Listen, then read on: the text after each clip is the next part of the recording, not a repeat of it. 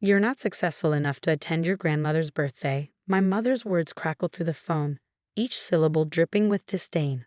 Amanda's company just hit $1 million in revenue. What have you achieved besides that little consulting business of yours? I sat in my corner office on the 47th floor of Manhattan's most prestigious business district, staring at the skyline while my mother continued her tirade. The irony would have been laughable if it didn't sting so much. What she didn't know was that my little consulting business had quietly grown into Morgan and Associates, one of the largest business turnaround firms in New York. "Mom, it's Grandma's 90th birthday," I said, keeping my voice steady. "She specifically asked for me to be there. While we're having a select gathering of successful family members, Amanda's bringing her new BMW, and she's making a speech about entrepreneurship. We can't have you diminishing the occasion." My sister Amanda, the self-proclaimed business prodigy, if only they knew that her $1 million company was hemorrhaging money faster than a sinking ship. "Fine," I replied, my finger hovering over the end call button. "Tell Grandma I love her."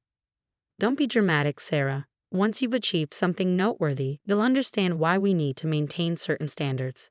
I ended the call and turned to face the wall of awards behind my desk. Achievements I'd never shared with my family. They didn't know that Sarah Morgan, the daughter they dismissed as underachieving, was the same S.J. Morgan making waves in the business world. I had kept my success quiet, using my initials professionally, partly out of privacy, partly because I wanted to succeed without my family's constant judgment. My assistant, Kevin, knocked on the door. "Ms. Morgan? The quarterly reports are in. We've successfully turned around 17 companies this quarter alone. The board is thrilled." I nodded, still distracted by my mother's words. "Thanks, Kevin. Any word on Mitchell and Sons?" "Yes, actually. Their financials just came in. They're on the verge of bankruptcy. Looks like they need a miracle." Mitchell and Sons, my family's company. The business my grandfather had built from nothing, now run by my parents with Amanda as their golden child. They had no idea I'd been monitoring their decline for months. "Pull up their complete file," I said, turning to my computer. "I want to see everything." The numbers told a grim story. Bad investments, mismanagement, and Amanda's expensive expansion projects had left the company gasping for air. They had 3 months at most before everything collapsed. My phone buzzed again, a text from Amanda. "Sorry you can't make it to Grandma's party next week. But hey, maybe try actually doing something with your life." I put my phone face down and focused on the Mitchell and Sons file. I had a choice to make. Let my family's company sink, a fitting consequence for their years of dismissal and emotional abuse, or step in and save them. Kevin appeared at my door again. "Ms. Morgan, your grandmother is here to see you." My head snapped up. "What?" Grandma Helen stood in the doorway, her elegant frame belying her 89 years. She smiled knowingly as she took in my corner office, the awards, the view. "Did you really think you could keep this from me forever? Sarah Jane Morgan." I rushed to help her to a seat, my heart pounding. "Grandma, how did you?" "Please," she waved her hand dismissively. "I may be old, but I'm not blind. Who do you think has been blocking your parents' attempts to look into S.J. Morgan's identity all these years?" I sat back stunned. "You knew?" "Of course I knew. I also know that Mitchell and Sons is about to collapse, largely thanks to your sister's incompetence and your parents' blindness." She leaned forward, her eyes sharp. "The question is, what are you going to do about it?" I gestured to the file open on my computer. "I've been tracking their decline. They need immediate intervention, new management, and about $20 million in capital to stay afloat." "And you could provide all of that," Grandma said. It wasn't a question. "I could," I admitted. "But why should I? They're having a birthday party for you next week that I'm not successful enough to attend." Grandma's face darkened. "Ah yes, that ridiculous event. Your mother's idea, of course." She always did miss the point entirely. She reached into her designer handbag and pulled out an envelope. "That's actually why I'm here." I took the envelope. Inside was an invitation to a different party, a small dinner at Grandma's actual house, the day before the official celebration. "That's my real birthday party," she said. "Just a few people who understand what truly matters in life. I'd very much like you to be there." Tears pricked at my eyes. "Of course I'll come." "Good." She stood up, straightening her jacket. "And Sarah?" Whatever you decide about Mitchell and Sons, remember that sometimes the best revenge isn't letting people fail. It's showing them exactly what they failed to see. After she left, I sat for a long time looking at the Mitchell and Sons file. Kevin came in with coffee and waited patiently while I thought. Set up a meeting with the board, I finally said. I want to discuss acquiring Mitchell and Sons. The next week passed in a blur of preparation. While my family was busy planning Grandma's successful children-only party, I was putting together a rescue package for their company. The timing would be tight, but sometimes the universe has a way of arranging things perfectly. The night before the big family party, I drove to Grandma's house for her real celebration. It was a small gathering, just a few old friends of hers, her bridge partner, her gardener of 30 years, and me. No pretense, no competition, just genuine warmth and connection. You know, Grandma said as we enjoyed cake on her patio, success isn't what your parents think it is. It's not about cars or money or status. It's about integrity, kindness, and the courage to be yourself. I hugged her tightly, breathing in her familiar lavender scent. I know, Grandma. I learned that from you. The next morning, while my family was setting up for their exclusive party, I was sitting in the Mitchell and Sons boardroom with their executive team. They had called an emergency meeting after discovering their financial situation was even worse than they had thought. We need a buyer, my father was saying, his face ashen. Someone who can inject capital immediately. Amanda, dressed in an expensive but inappropriate cocktail dress, was uncharacteristically quiet. Her million-dollar company facade was cracking under the weight of reality. Actually, their CFO said, "We've received an offer from Morgan and Associates." My mother's head snapped up. S.J. Morgan, the turnaround specialist? Yes, the CFO continued. They're offering to buy a controlling interest, inject $25 million in capital, and keep on existing staff pending review. It's more than generous given our situation. When do we meet with them? My father asked. The CFO checked his watch. Their CEO should be here any minute. Right on cue, Kevin opened the boardroom door. Ms. Morgan, to see you. I walked in, dressed in my best power suit, and watched as recognition dawned on their faces. Amanda's mouth fell open. My mother gripped the edge of the table. My father stood up so quickly his chair rolled backward. Sarah, he whispered. Good morning, I said calmly, taking my seat at the head of the table. Shall we discuss the terms of your company's salvation? The silence in the room was deafening. I opened my briefcase, pulled out the acquisition papers, and slid them across the table. As you can see, the offer is more than fair. We'll maintain the Mitchell name, restructure the debt, and implement a recovery plan immediately. Of course, there will need to be changes in management. Amanda found her voice first. You can't do this. You're just Sarah. I turned to her, my expression neutral. No, I'm S.J. Morgan, CEO of Morgan and Associates, and I'm offering to save our grandfather's legacy. Unless you prefer bankruptcy. My mother was staring at me like she'd never seen me before. In a way, she hadn't. She'd been so busy looking down on me that she had never bothered to look at what I was actually building. The party, she said faintly. Tonight's party. Yes, I cut in. The one I'm not successful enough to attend. Ironic, isn't it? The daughter you're so ashamed of is the only one who can save you from financial ruin. My father was reading through the acquisition papers, his hands trembling slightly. These terms. They're actually very generous. They are, I agreed, because despite everything, this company matters to me. Grandfather built it from nothing. It deserves better than bankruptcy. The meeting continued for another hour as we went through the details. By the end, my family sat in stunned silence as I signed the final papers, making me the majority owner of Mitchell and Sons. As I packed up my briefcase, my mother finally spoke again. The party tonight. Don't worry, I said, standing up. I won't embarrass you by showing up where I'm not wanted. I had dinner with Grandma last night, her real birthday celebration. This afternoon, I have a board meeting where we'll discuss the restructuring of your company. Enjoy your party. I turned to leave, then paused at the door. Oh, and Amanda. Next time you want to brag about $1 million in revenue, make sure you're actually turning a profit. I walked out of the boardroom with my head high, leaving my family to process the fact that the daughter they had dismissed as unsuccessful had just become their boss. Kevin was waiting by the elevator. Everything okay, Ms. Morgan? I smiled, feeling lighter than I had in years. Everything's perfect, Kevin. Sometimes success is the best revenge. As I rode down to the lobby, my phone buzzed with a text from Grandma. Proud of you, sweetheart. Show them what real success looks like. The aftermath of the board meeting rippled through the family like a tidal wave. By evening, my phone was flooded with messages from extended family members who had suddenly remembered my existence, from Amanda's business friends seeking connections, and most notably, from my parents. Sarah, please, my mother's latest text read.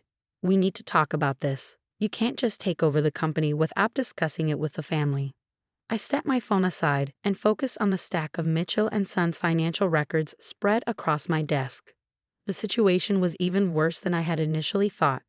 Amanda's pet projects had burned through millions, and my parents' refusal to see her flaws had nearly destroyed everything my grandfather had built. Kevin appeared at my door with fresh coffee. Your sister is in the lobby. She's quite insistent about seeing you.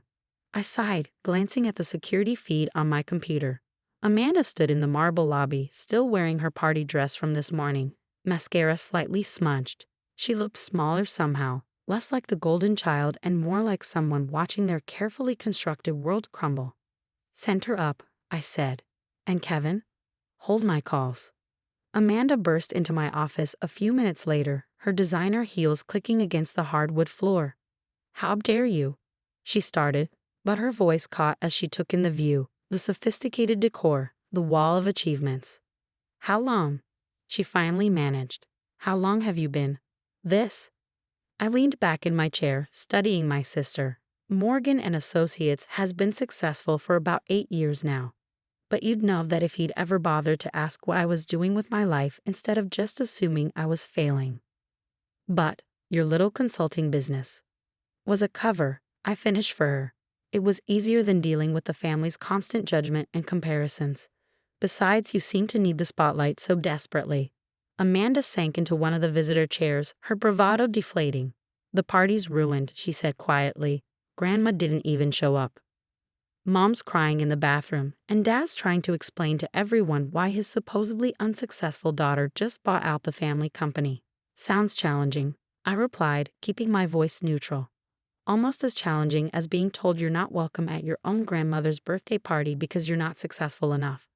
I didn't, she started, then stopped. I might have been wrong about some things. Some things? I raised an eyebrow.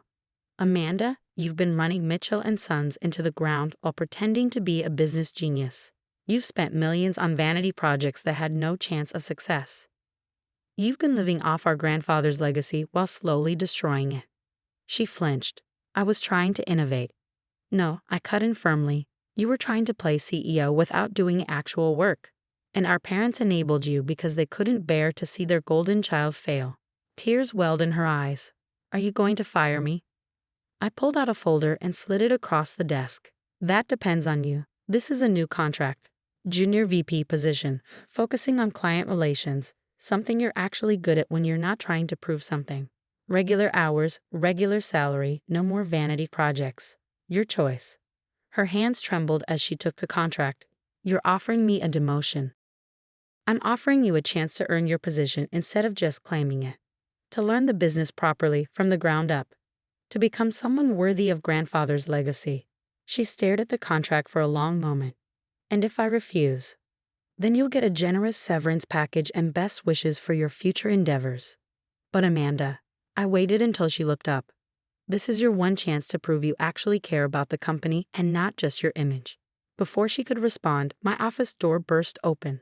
Our mother stormed in, her face flushed with anger, and what looked like several glasses of wine. How could you? She demanded. How could you humiliate us like this? On Grandma's birthday, of all days.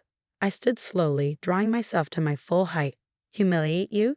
By saving the company? Or by being successful in a way you failed to notice because you were too busy planning parties I wasn't good enough to attend? That's not, she faltered, looking around my office with dawning comprehension. We didn't know. You didn't want to know, I corrected. You had your narrative about who I was, and you never bothered to question it. Well, now you have to deal with reality. I'm not just successful. I'm the most successful person in this family. And I did it without your support, without your connections, and without your approval. Amanda was watching this exchange with wide eyes, the contract still clutched in her hands. Our mother sank into the other visitor chair, her anger giving way to something that looked almost like shame. "The party," she said weakly, "is exactly where I want to be, nowhere near it," I finished. "Now, unless either of you has actual business to discuss, I have work to do. Real work, not just appearances." Amanda stood up suddenly, squaring her shoulders. "I'll take the job," she said. "I want to learn, actually learn, not just pretend." I nodded, surprised but pleased. "Be here Monday at 8 a.m. Wear something professional, not just expensive." And Amanda, I waited until she met my eyes. "Don't make me regret giving you this chance." She nodded, clutching the contract like a lifeline. Our mother watched this exchange with a mix of confusion and disbelief, her worldview visibly shifting. After they left, I sat in a growing darkness of my office, looking out at the city lights. My phone buzzed with a text from Grandma. "Dinner tomorrow. I want to hear all about your day. Bring pictures of their faces if you have them." I smiled, feeling the tension start to ease from my shoulders. The hard part wasn't over. Turning around Mitchell and Sons would take time, and changing my family's dynamics would take even longer. But for the first time, I felt like I was standing on solid ground, my success visible and undeniable. Kevin appeared one last time. "Your father is here." I checked the time, nearly 9 p.m., send him in. My father walked in slowly, looking older than I'd ever seen him. He carried a small box, which he set carefully on my desk. "Your grandfather's pocket watch," he said quietly. "He always said it should go to the person who best understood the value of time. I think we both know that's you." I opened the box, running my finger over the worn gold surface. "You didn't come here just to give me this." He sank into a chair, shoulders slumping. "No, I came to say I'm sorry, and to ask if you'll teach me how to run my company properly, the way you run yours." I studied him for a long moment, remembering all the times he dismissed my suggestions, ignored my achievements, chosen Amanda's flash over my substance. But I also remember him teaching me to ride a bike, helping with my math homework, being proud of my grades before the family dynamics turned toxic. "Monday morning," I said finally, 8 a.m. sharp. "We'll start with a complete audit of the company's operations. No shortcuts, no covering up mistakes. Everything on the table." He nodded, relief washing over his face. "I'll be there." He stood to leave, then paused at the door. "Sarah, you're extraordinary. I'm sorry I forgot to see that." After he left, I held my grandfather's pocket watch, its steady ticking a reminder of how time changes everything. My phone buzzed one last time, a text from Amanda. "Thank you for the chance. I won't waste it." Maybe, just maybe, this was the beginning of something new. Not just a business turnaround, but a family one too. 6 months after taking over Mitchell and Sons, the transformation was evident in more ways than one. The company's financials had stabilized, unnecessary expenses were cut, and a new culture of accountability was slowly taking root. I sat in what used to be my father's office, now mine, reviewing the latest quarterly reports. Amanda, surprisingly, had thrown herself into her new role with unexpected dedication. Gone were the designer outfits and 3-hour lunches, replaced by practical business wear and actual client meetings. "The Henderson account numbers are in," she said, walking into my office with a stack of papers. "We hit all the targets, and they're considering expanding their contract." I looked up, noting the absence of makeup and the professional bun that had replaced her usually elaborate hairstyles. "Good work. Was this the client you met with last week?" She nodded, taking a seat. "I used the approach you suggested, focusing on long-term solutions instead of quick fixes." They appreciated the honesty. "Progress," I said, allowing myself a small smile. "You're learning." "I had a good teacher," she replied, then hesitated. "Sarah, about the family dinner tonight." "Ah, yes, the monthly family dinner Grandma had instituted as part of our healing process. Tonight would be the 6th one, and while they were getting less tense, they were still far from comfortable. "I'll be there," I assured her, though I'm not sure Mom's ready to hear about the new budget cuts. "She's trying," Amanda said softly. "We all are." The changes in my family had been as dramatic as those in the company. My father had thrown himself into learning proper business management, often being the first to arrive at the office and the last to leave. My mother had struggled more, her social standing shaken by the revelation that her unsuccessful daughter was actually a business powerhouse. "Ms. Morgan?" Kevin appeared at the door. "Your mother is here to see you." I exchanged glances with Amanda, who quickly gathered her papers. "I'll finish the Henderson report by tomorrow morning," she said, making her exit as our mother walked in. My mother had changed too, though more subtly. Her designer clothes were still present, but the air of superiority had diminished, replaced by something almost like uncertainty. "Sarah," she said, hovering by the door. "Do you have a moment?" Of course, I gestured to the chair Amanda had just vacated. "What's on your mind?" She sat carefully, smoothing her skirt in a nervous gesture I remembered from childhood. "I've been doing a lot of thinking, about everything, about how we treated you." I kept my face neutral, waiting. These conversations had become more frequent lately, each one peeling back another layer of our complicated relationship. "I was so focused on appearances," she continued, "on what success looked like from the outside. I never bothered to look deeper, to see what real success meant." "And now?" I prompted when she fell silent. "Now I see that I was the failure," she said quietly. "Not as a businesswoman, I never claimed to be that, but as a mother. I failed to see my own daughter's worth." I leaned back in my chair, studying her. "Why are you telling me this now?" She reached into her bag and pulled out a photo album. "I found this while cleaning out the attic. It's from when you were little, before everything got complicated." She opened it to show pictures of a young me, reading business books, playing with a toy cash register, following my grandfather around his office. "You were always meant for this," she said softly. "I just couldn't see it because it didn't fit my idea of what success should look like." I took the album, memories flooding back. Grandfather used to let me sit in on his meetings sometimes. He said I asked better questions than most of his executives. He knew, she nodded. "He always knew you'd be the one to carry on his legacy. That's why," she hesitated, then continued, "that's why he left you his private journals. I found them last week, hidden in his study. They're filled with notes about you, about your potential. He saw everything we missed." She placed a key on my desk.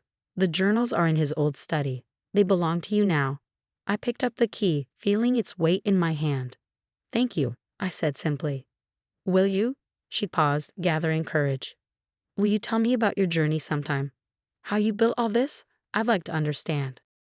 I looked at my mother, really looked at her, and saw something I'd never seen before: genuine interest. Not in appearances or status, but in me and my story. "Come early to dinner tonight," I found myself saying. "I'll show you some of the early projects that started everything." Her face lit up with genuine pleasure. "I like that." After she left, I sat holding the key and the photo album, thinking about how life has a way of coming full circle. My phone buzzed with a text from Grandma. "Proud of both of you." Later that evening, as I prepared to leave the office, my father knocked on my door. He'd taken to working late, making up for years of delegating everything to others. "The Wilson contract review is done," he said, placing a folder on my desk. "I went through it line by line, like you taught me." "And?" I prompted. "And I found 3 potential issues that could have cost us millions down the line. Already called the legal team to revise the terms." I nodded approvingly. "Good catch. You're getting better at this." He smiled slightly, the expression making him look younger. "I had a good teacher too."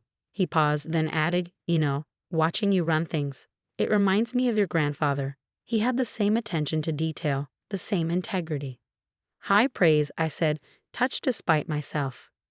"Well-deserved praise," he corrected. "You've done more than save the company, Sarah. You've reminded us all what real leadership looks like." As I drove to Grandma's house that evening, I thought about how much had changed in 6 months. The company was thriving, Amanda was growing, and my parents were finally seeing me, really seeing me, for who I was. Grandma was waiting on her porch when I arrived, a knowing smile on her face. "Ready for another interesting family dinner?" I hugged her tightly. "As ready as I'll ever be." She pulled back to look at me. "You know, sometimes the greatest success isn't in the business you build, but in the relationships you repair."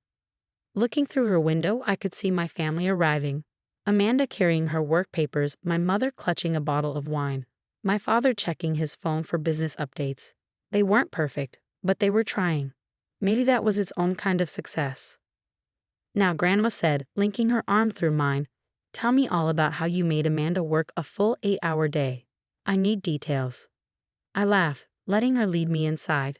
Sometimes the best revenge isn't proving people wrong, but helping them become better.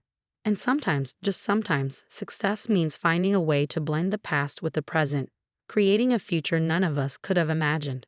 1 year after the takeover, I stood at the podium during Mitchell & Son's Centennial celebration.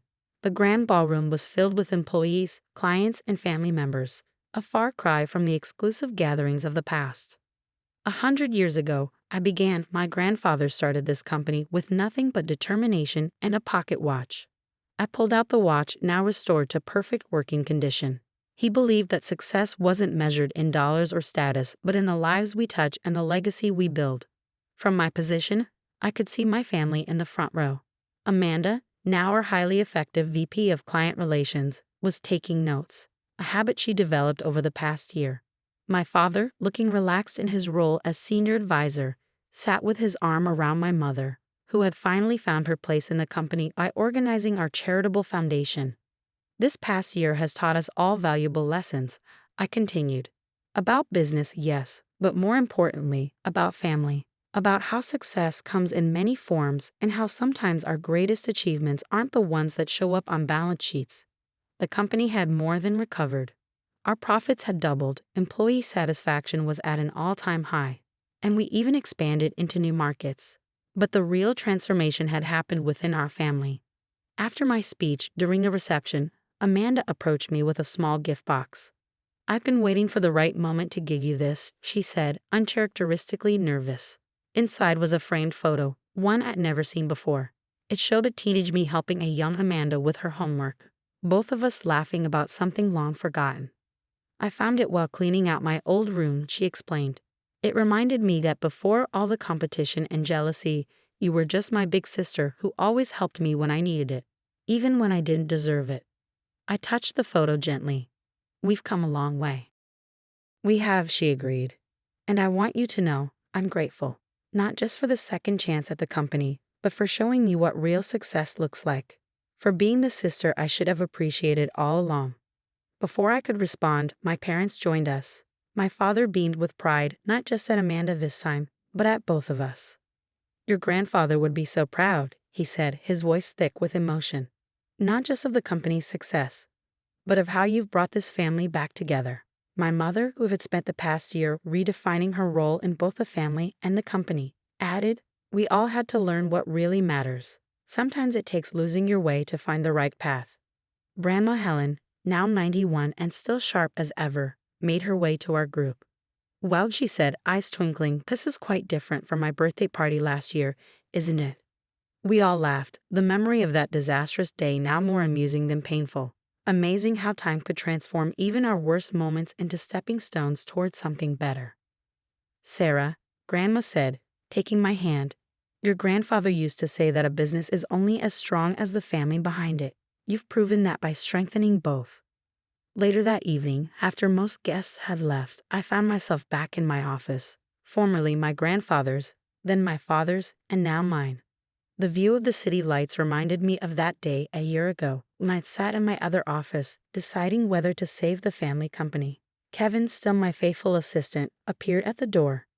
"Ms. Morgan, everything's wrapped up downstairs, but there's something you should see first." He led me to the old conference room where my family was gathered around the table. On it sat my grandfather's journals, the ones my mother had found months ago. "We've been reading them," my father explained. All his hopes for the company, his observations about all of us. He saw everything so clearly. Amanda picked up one journal and opened it to a marked page. "Listen to this. Watched little Sarah today, explaining compound interest to her dolls. She has her grandmother's business sense and her mother's determination. Someday she'll be exactly what this company needs. Someone who understands that true success isn't about being seen, but about seeing clearly." I felt tears prick at my eyes as Amanda continued reading. "She's different from the others. She doesn't want glory or recognition. She wants to build something meaningful. When the time comes, she'll know what to do." "He knew," my mother said softly. "All those years ago, he knew you would be the one to save us from ourselves." Grandma smiled, pulling out one final journal. "He wrote this just before he passed," she said, opening to the last page. To whoever reads this, success isn't measured in dollars or accolades. It's measured in wisdom, in kindness, in the ability to lift others up instead of pushing them down. Sarah understands this. Watch her. Learn from her. She'll show you what real success looks like. I looked around the table at my family, no longer divided by competition and resentment, but united in understanding what truly matters. The company wasn't just surviving, it was thriving. But more importantly, so were we. To grandfather, I said, raising my water glass, who taught us that the greatest success story isn't about making money. It's about making things right, my family finished in unison. As we sat there together, I realized that success isn't just about proving people wrong. Sometimes it's about helping them become right, about turning pain into purpose, rivalry into cooperation, and broken relationships into stronger ones. The pocket watch ticked steadily in my pocket, marking not just time but progress. We'd all grown, not just in business acumen, but in understanding, empathy, and wisdom. Maybe that was my grandfather's greatest legacy, teaching us that true success isn't about what you achieve, but about who you become along the way. So Grandma said, her eyes twinkling with mischief, "Shall we start planning my next birthday party? I'm thinking everyone's invited this time." We laughed together, the sound echoing through the conference room where so many important decisions had been made, but perhaps none as important as the decision to value family over pride, growth over competition, and real success over mere appearance. The city lights twinkled outside, a reminder of how far we'd come and how far we could still go. Not just as a company, but as a family. Because in the end, that's what real success looks like, not standing alone at the top, but bringing everyone up with you.